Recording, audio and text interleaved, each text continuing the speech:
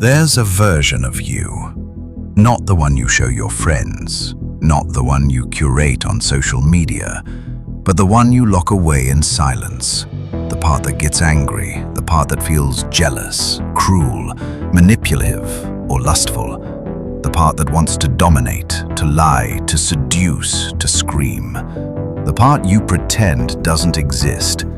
Carl Jung called this the shadow self, the unconscious identity that contains everything you refuse to see in yourself. And here's the truth: what you don't see controls you. In this video, we uncover Jung's darkest insight, that you are not whole until you make peace with the parts of yourself you fear. This isn't about becoming darker, it's about becoming conscious, because until you integrate your shadow, you are ruled by it. Carl Jung was not just a psychiatrist, he was a mapmaker of the unconscious mind. And one of his most important discoveries was this: you are not just what you think you are. Beneath your identity, beneath your ego, lives a hidden self. The shadow is everything you have rejected, suppressed, or never even realized was part of you. These are not just your bad traits. They are any parts of your psyche that didn't fit into who you were told to be. Maybe you were punished for expressing anger, so now you think you're calm. Maybe you were mocked for wanting attention, so now you're humble. But beneath that calm and humility may live rage and ambition, locked away, but not gone. The shadow is your psychological basement, and like any basement, if you never clean it out, it starts to stink. Jung's point was radical. You are not only the light, you are also the darkness. Society teaches us to strive for perfection. Be kind, be positive, be liked. But striving to be only good creates a fatal flaw. You split yourself. You create a public self that wears the mask, and a shadow self that carries everything the mask can't hold. But you can't run from your own psyche. When you avoid your shadow, it doesn't disappear. It grows stronger. It leaks into your relationships, your habits, your emotional outbursts. It chooses your lovers. It controls your fears, and worst of all, it makes you feel like life is happening to you. Jung said, "Until you make the unconscious conscious, it will direct your life, and you will call it fate." Think about that. Every pattern you repeat, every toxic cycle, every trigger you can't explain, it's not fate. It's programming. And the code is written in your shadow. Most people don't realize they're being controlled. They just assume, this is how I am. But the shadow speaks in silence. It appears in your overreactions, in the traits you hate in others, in your irrational fears. That person you can't stand, there's something about them you haven't admitted lives inside you. The need to always be right, that's often the shadow's fear of looking weak. Addiction, it's usually not about the substance. It's about avoiding the part of yourself that hurts. Self-sabotage, the shadow doesn't believe you deserve success, and it will quietly make sure you lose. The more unaware you are of your shadow, the more you are at its mercy. This is why people destroy good relationships, or sabotage opportunities, or stay small, even when they have greatness inside. Not because they're broken, but because a hidden self is in control. So how do you begin to reclaim your power?